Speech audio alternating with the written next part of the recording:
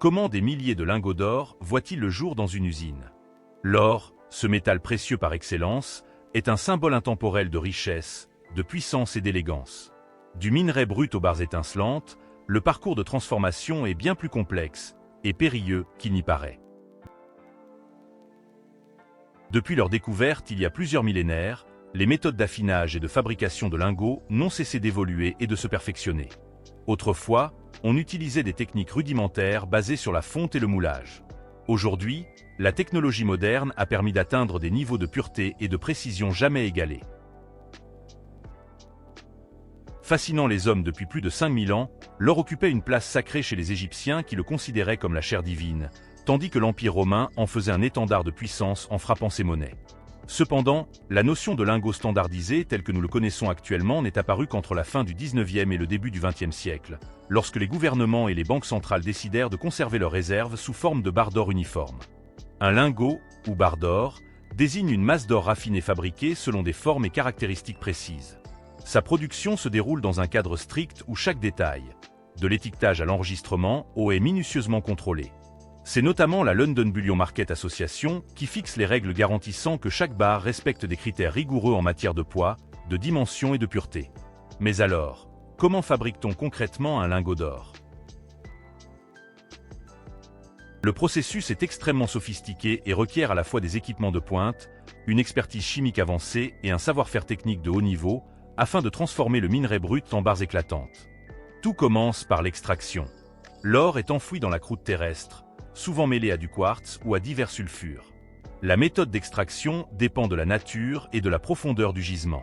L'exploitation à ciel ouvert est privilégiée pour les gisements proches de la surface.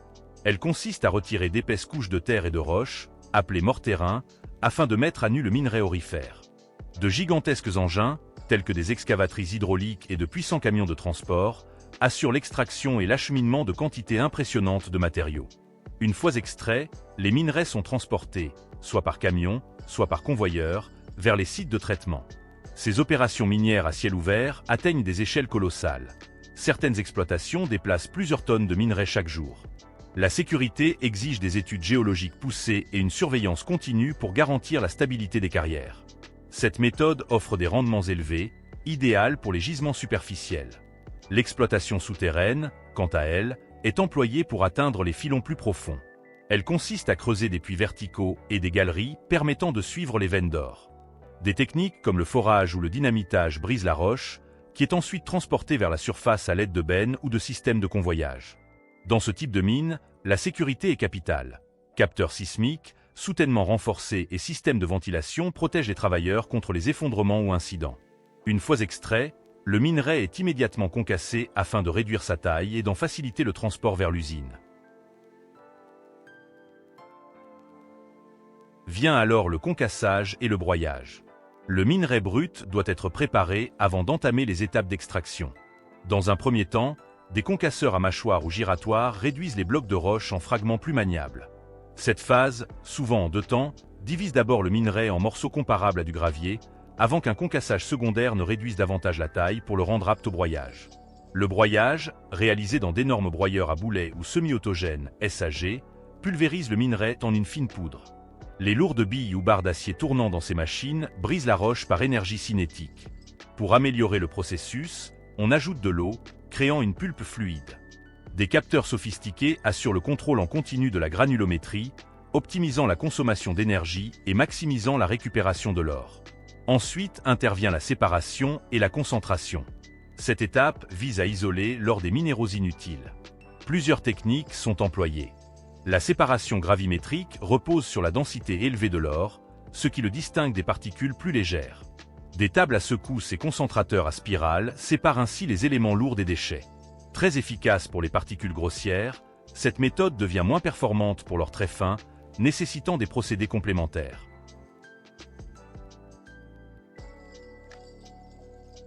La flottation est une méthode plus avancée. Elle consiste à introduire des réactifs chimiques qui rendent l'or hydrophobe.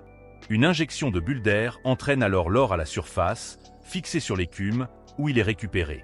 Ce procédé, hautement dépendant de la chimie, assure un excellent rendement pour l'or microscopique. La cyanuration, de son côté, est l'une des techniques les plus répandues.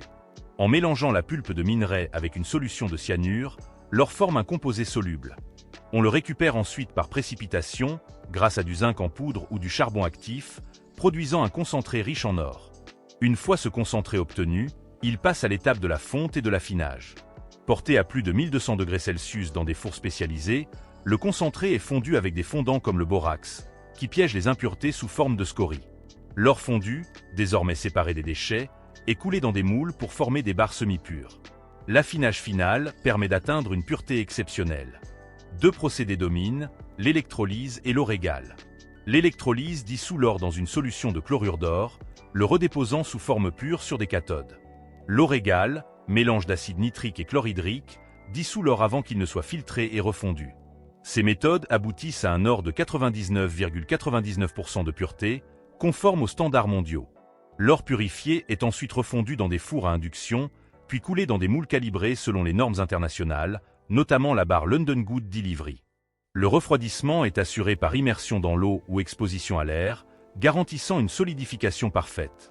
De plus en plus d'usines utilisent la robotisation pour manipuler les moules brûlants, réduisant les risques et améliorant la productivité. Après démoulage, chaque barre est soigneusement inspectée pour repérer toute imperfection. Suit alors le façonnage et la gravure. Des machines automatisées corrigent les excès de matière et polissent les contours. Ensuite, une gravure au laser inscrit les informations clés: poids, pureté, logo de la raffinerie et numéro de série. Certains lingots comportent même des microgravures invisibles à l'œil nu, servant de protection contre la contrefaçon. Chaque lingot subit un contrôle qualité rigoureux. Des analyses par fluorescence X ou spectrométrie vérifient la pureté, tandis que des outils de mesure numérique contrôlent les dimensions. Les barres conformes sont emballées sous scellés inviolables et accompagnées d'un certificat d'authenticité. Ainsi, chaque lingot sortant de l'usine est une pièce d'ingénierie et de savoir-faire prête à intégrer les coffres, les réserves ou les portefeuilles d'investisseurs du monde entier. Mais ces usines, au-delà de leur image de prospérité, sont aussi des lieux à haut risque. D'immenses quantités d'or attirent la convoitise et la sécurité y est maximale. Gardes armés, caméras, coffres-forts ultra renforcés et contrôles biométriques filtrent chaque employé. Les transports se font par véhicules blindés escortés, équipés de GPS et de protections avancées. En parallèle, le danger est omniprésent pour les travailleurs. Chaleur extrême des fours, produits chimiques toxiques, machines titanesques capables de causer des accidents graves. Chaque geste doit être exécuté avec une précision millimétrée. Mais attention, ce n'est pas tout. La suite de cette vidéo sera tout aussi passionnante. Alors restez avec nous jusqu'au bout. Et surtout, n'oubliez pas de mettre un like, de vous abonner et d'activer la cloche pour ne manquer aucun de nos prochains contenus.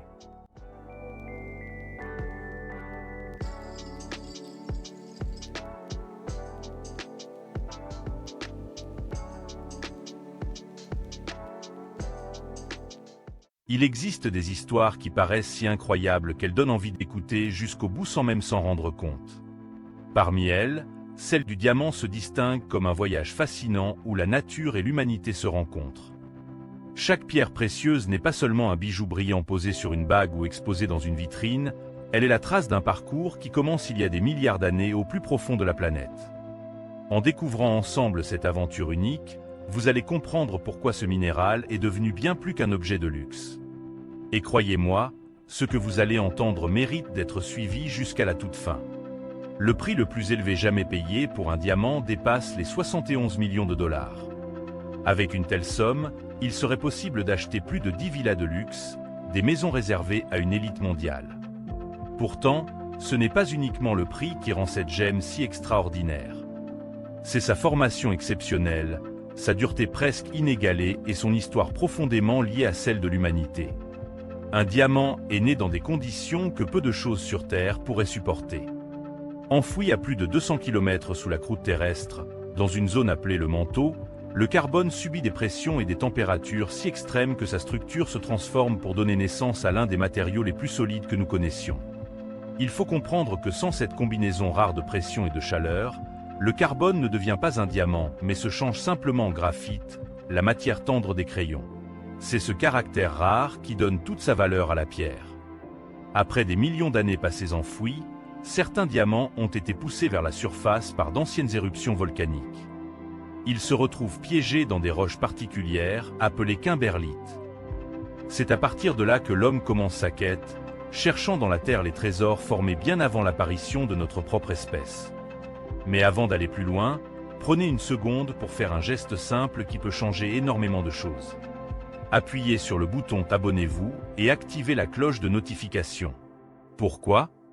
Parce que ce que vous allez découvrir ici est seulement une partie de ce voyage extraordinaire.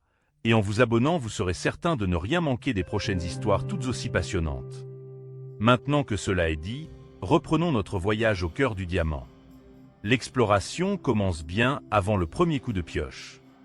Des géologues utilisent des satellites, des capteurs de gravité et des instruments magnétiques pour détecter les anomalies qui pourraient indiquer la présence de gisements.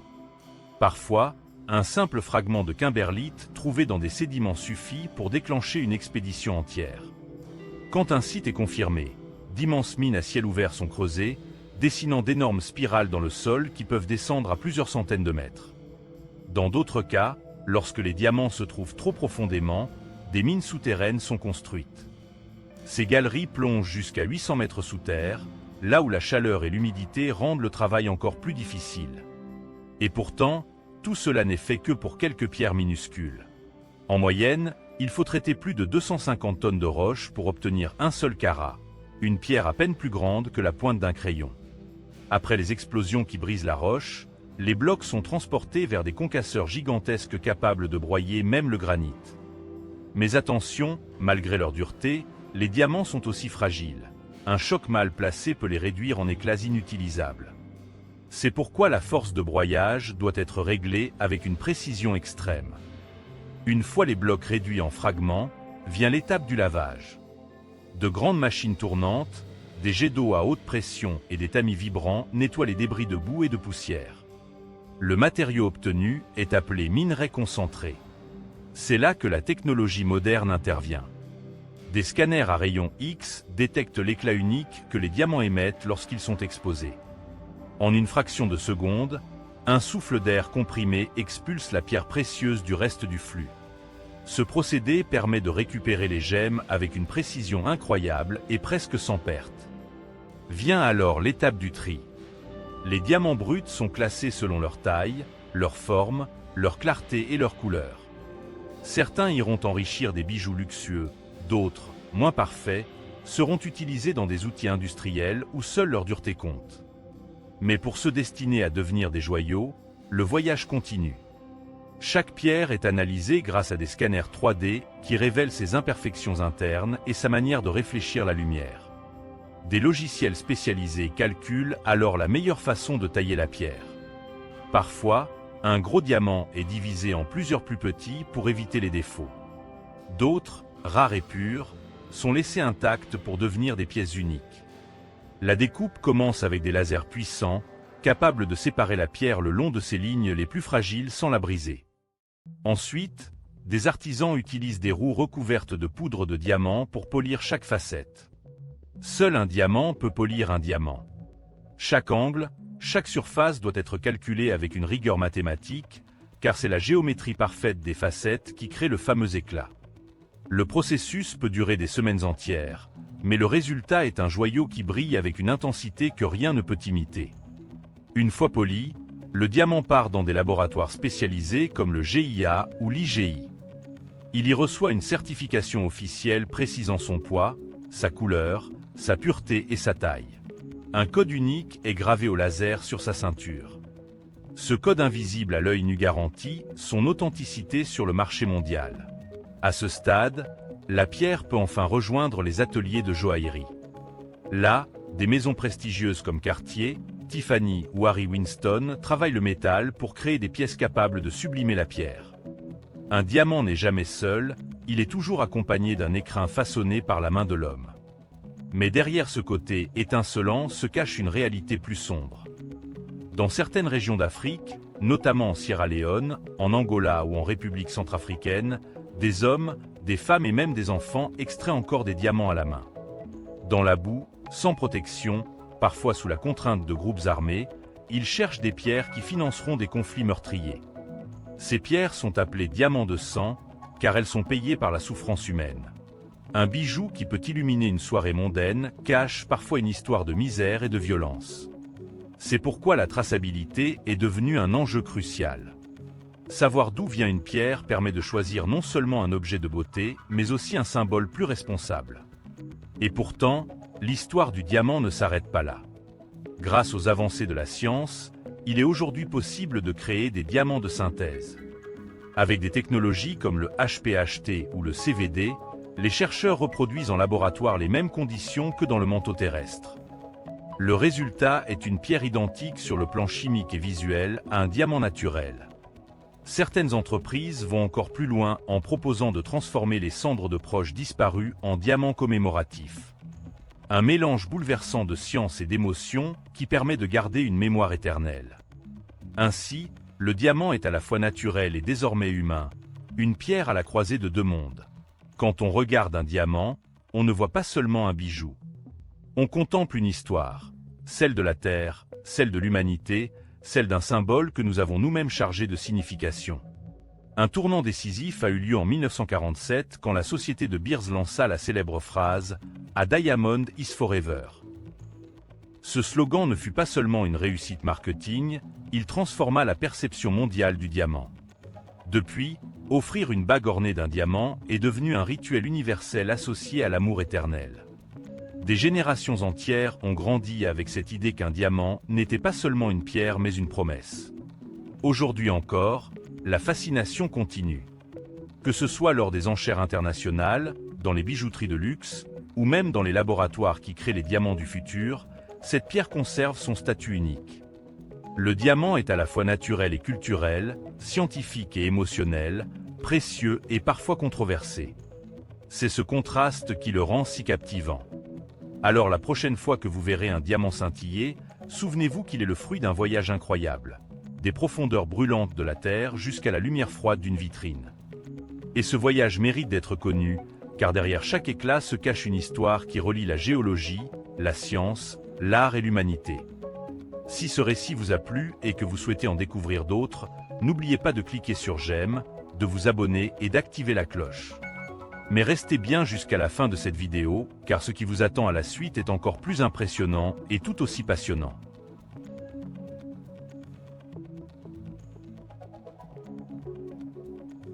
Chaque année, l'industrie du verre transforme des montagnes de sable en plus de 150 millions de tonnes de produits cristallins.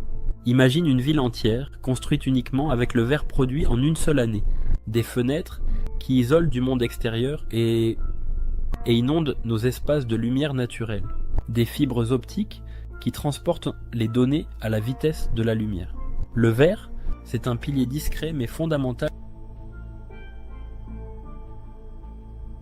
de notre civilisation moderne. Mais comment parvient-on à transformer du sable en objet aussi pur, résistant et polyvalent? Aujourd'hui, on part à la découverte d'une usine de verre où la science et l'ingéniosité s'unissent pour transformer l'ordinaire en extraordinaire. Tout commence avec une sélection minutieuse des matières premières. Le sable de quartz doit atteindre une pureté supérieure à 99% afin d'éviter toute coloration indésirable. Il est extrait de carrières spécialisées, puis traité pour obtenir un grain très fin et uniforme. Ensuite, on ajoute du carbonate de sodium, appelé aussi soude, qui réduit la température de fusion de 2300 degrés à 1500 degrés Celsius, permettant une grande économie d'énergie. Le calcaire, ou carbonate de calcium, apporte une stabilité chimique essentielle. Enfin, le verre recyclé, appelé calcin, complète la recette en améliorant la fusion tout en réduisant la consommation énergétique. Ces matériaux sont stockés dans d'immenses silos, puis pesés avec une précision informatique et mélangés dans de puissants mélangeurs industriels. On obtient une poudre homogène appelée composition vitrifiable. C'est cette poudre qui entre dans un gigantesque four de fusion où la température grimpe à plus de 1600 degrés Celsius. Là, le mélange fond, devient une masse visqueuse, semblable à du miel incandescent. Le tout est maintenu en fusion pendant 24 à 50 heures, permettant l'homogénéisation du mélange et l'élimination des gaz emprisonnés. Le verre liquide est alors prêt pour le formage. Pour le verre plat, on utilise le procédé flotte. Le verre est versé sur un bain d'étain liquide, dans une atmosphère inerte, où il flotte et s'étale naturellement, formant une feuille parfaitement lisse. L'épaisseur est contrôlée par la vitesse d'extraction de quelques millimètres à plusieurs centimètres. Mais attends, Si ce genre de contenu t'apprend des choses et que tu veux en voir encore plus, pense à t'abonner à la chaîne et surtout à activer la cloche, ça donne une vraie force et permet de produire encore plus de contenu comme celui-ci. Pour produire des récipients comme les bouteilles, on utilise des machines IS où le verre est découpé en gouttes précises, chauffé à environ 1100 degrés Celsius, puis soufflé ou pressé dans des moules successifs. Chaque pièce prend sa forme finale grâce à l'air comprimé et ces machines peuvent produire jusqu'à 700 objets par minute. Mais à ce stade, le verre est encore fragile à cause des tensions internes dues au refroidissement inégal. Il doit donc passer dans un four de recuisson, appelé le layer, où il est d'abord réchauffé, puis refroidi très lentement. Ce processus, appelé recuisson, rend le verre stable et résistant. Une fois refroidi, le verre est découpé avec des disques diamantés ou des roues en carbure guidées par laser. Les bords sont polis et chaque pièce subit un contrôle qualité très strict. Des caméras haute définition et des capteurs laser inspectent chaque surface à la recherche du moindre défaut. Les pièces imparfaites sont immédiatement recyclées sous forme de calcin. Certains verres sont ensuite trempés, un traitement thermique qui les rend jusqu'à 5 fois plus résistants, idéal pour les douches, les tables ou les vitres latérales des voitures. D'autres sont recouverts de couches métalliques pour produire des miroirs ou du verre qui réfléchit la chaleur solaire. Et voilà, c'est ainsi que de simples grains de sable deviennent des objets technologiques et architecturaux. Des bouteilles modestes, aux façades vitrées, des gratte-ciel, le verre incarne notre génie industriel. Mais sa force ultime, c'est sa capacité à être recyclé à l'infini, sans perdre sa pureté ni ses propriétés. Chaque fois que tu jettes une bouteille dans un conteneur, tu participes à un cycle vertueux qui économise des ressources, réduit de 30% la consommation d'énergie et diminue les émissions de gaz à effet de serre. Le verre, ce n'est pas juste un matériau, c'est un exemple éclatant de durabilité. Alors la prochaine fois que tu tiens un objet en verre, prends un instant pour penser à son incroyable voyage.